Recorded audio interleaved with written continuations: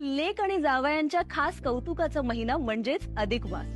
दर 3 वर्षांनी येणारा हा महिना पुरुषोत्तम मास म्हणून देखील ओळखला जातो. या महिन्यामध्ये लेकीला आणि जावयाला जेवायला बोलवून महाराष्ट्रातील काही भागात अनारसे तर काही भागात धोंड्यांचा खास बेत होत. यावेळी लेकीला चांदीचे सौभाग्य अलंकार जसे की पैंजण, जोडवी आणि जावयाला चांदीच्या भेटवस्तू देण्याची पद्धत आहे.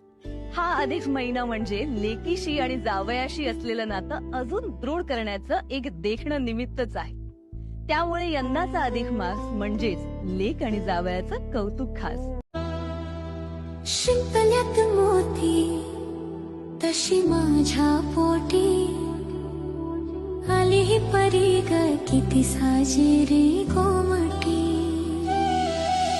शिंपल्यात मोती तशी माझ्या पोटी आली ही परी ग किती साजेरी कोमटी.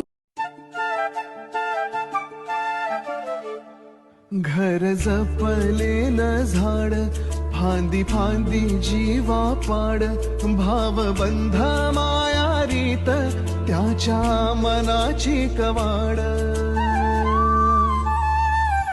लेक माहेराचं सोनं लेक सौख्याचं